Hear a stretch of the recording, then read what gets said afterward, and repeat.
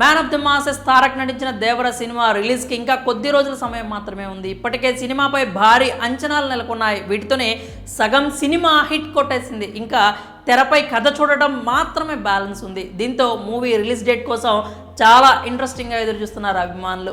ఇక ఎలాగూ రిలీజ్కి కొద్ది రోజుల సమయం మాత్రమే ఉండడంతో మూవీ ప్రమోషన్స్లో టీం అంతా బిజీగా ఉంది. ఏర్పాట్లన్నీ బాగానే సాగుతున్నాయని అనుకునే టైంకి ఇప్పుడు దేవర సినిమాకు కొత్త టెన్షన్ మొదలైంది. తాజాగా మరోసారి తెలుగు రాష్ట్రాల్లో తుఫాను హెచ్చరికలు జారీ చేశారు. మరి ఈ ఎఫెక్ట్ దేవరపై పడనుందా అనే సందేహాలు తలెత్తుతున్నాయి. దానికి సంబంధించిన పూర్తి వివరాలు ఇలా ఉన్నాయి.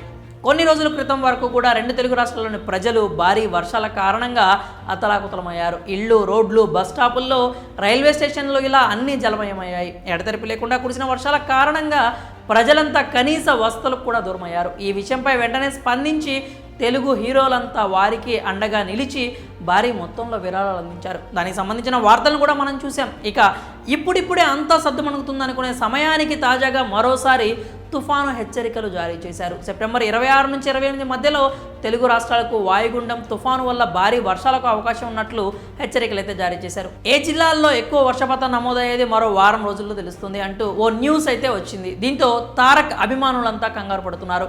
సెప్టెంబర్ 27న దేవర సినిమా రిలీజ్కి రెడీగా ఉంది. దానికి సంబంధించిన ఏర్పాట్లన్నీ కూడా వేగంగానే కొనసాగుతున్నాయి. మరి ఇలాంటి సమయంలో మరోసారి భారీ వర్షాలు, అది కూడా సరిగ్గా 26 నుంచి 28 మధ్యలోనే అంటే ఖచ్చితంగా ఆ ఎఫెక్ట్ దేవరా మూవీ కలెక్షన్స్పై పడే అవకాశం లేకపోలేదు.